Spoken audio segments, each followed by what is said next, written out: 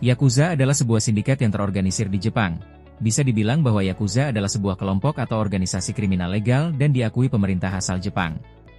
Yakuza merupakan kelompok kejahatan terbesar di Jepang yang juga mencuri perhatian dunia, dikenal dengan organisasi yang menakutkan dan legendaris. Rupanya kelompok mafia ini sudah ada sejak zaman samurai atau sekitar 4 abad yang lalu. Pada tahun 1612, Shogun Tokugawa sukses menyingkirkan kepenguasaan Shogun Kasai. Pada tahun itu pula keluarga Shogun Tokugawa pertama kali membentuk kelompok Yakuza.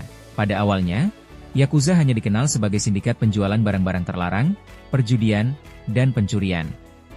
Tapi untuk saat ini Yakuza meluaskan jaringannya hingga menjadi kelompok kejahatan yang sangat dikenal di seluruh dunia.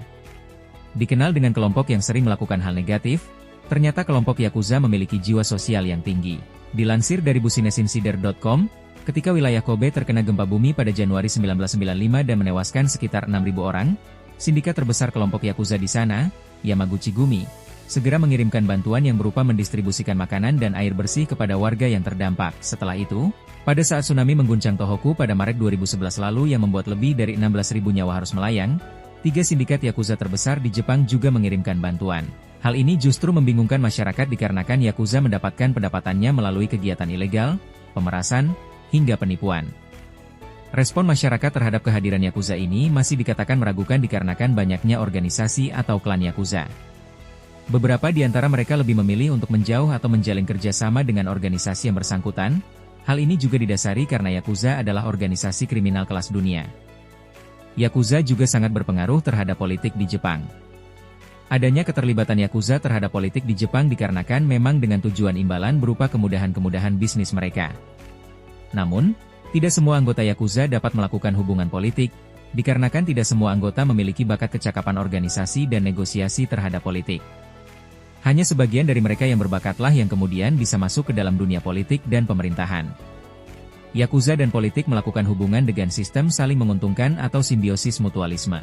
Keuntungan pribadi lebih mungkin mereka dapatkan, seperti dengan keuntungan berupa materi dan juga pengaruh politik. Namun jika diperhatikan di masyarakat bagi keberlangsungan tata pemerintahan dan kepentingan negara Jepang, peran Yakuza tidak terlalu terlihat. Gambar tato di tubuh anggota Yakuza yang paling banyak adalah tato naga, tato ikan, hingga tato perempuan. Tato mereka tidaklah dibuat dengan cara yang modern, tapi dibuat dengan cara tradisional atau disebut dengan irezumi. Proses ini tentunya lebih terasa sakit daripada menggunakan cara modern. Tato tersebut biasanya menutupi seluruh bagian tubuh tanpa garis tengah di tengah dada mereka. Dilansir dari list, memiliki tato dalam Yakuza berarti simbol kekayaan. Dan itu juga dapat membuktikan ketangguhan manusia karena prosesnya yang tradisional itu sangat menyakitkan dan memakan waktu yang sangat lama. Bagi Yakuza, tato bukanlah penanda geng tersebut, seperti geng di luar Jepang. Bagi Yakuza, tato merupakan gambaran yang bersifat sangat pribadi dan memperlihatkan kehidupan seorang anggota Yakuza secara simbolis yang amat bermakna. Ritual memotong jari ini disebut dengan Yubitsume. Yubitsume adalah pemendekan jari yang sudah menjadi ritual khusus bagi anggota Yakuza yang sudah terbukti melakukan pelanggaran. Dilansir dari japaninsides.com, Yubitsume dilakukan sebagai permohonan maaf bagi anggota Yakuza yang sudah berbuat salah. Mereka yang sudah terbukti membuat kesalahan harus siap menerima hukuman ini sesuai dengan kesalahan yang dibuat. Ritual Yubitsume di era modern ini sudah sangat jarang dilakukan. Bahkan menurut data dari pemerintah Jepang, terhitung sampai tahun 1993 lalu hanya sedikit dari anggota Yakuza yang melakukan hukuman ini. Hal ini didasari oleh karena hukuman tersebut sudah tidak cocok dilakukan di era modern lagi. Jika ada anggota mereka yang melakukan sebuah pelanggaran atau kesalahan, sebagian dari mereka sekarang meminta maaf dengan cara denda uang atau nyawa jika mereka tidak memiliki apapun untuk membayarnya. Mungkin sebagian orang berpikiran bahwa anggota Yakuza hanya berisikan oleh anggota-anggota yang hanya mengandalkan kekuatan fisik mereka. Jawaban tersebut sangatlah tidak benar. Pada tahun 2009, Yamaguchi Gumi memberikan tes tulis kepada anggotanya. Dilansir, tes ini berisikan tentang pengetahuan Undang-Undang Kejahatan Anti-Keorganisasian Jepang yang direvisi menyatakan bahwa gangster peringkat tinggi bertanggung jawab secara finansial atas tindakan bawahan.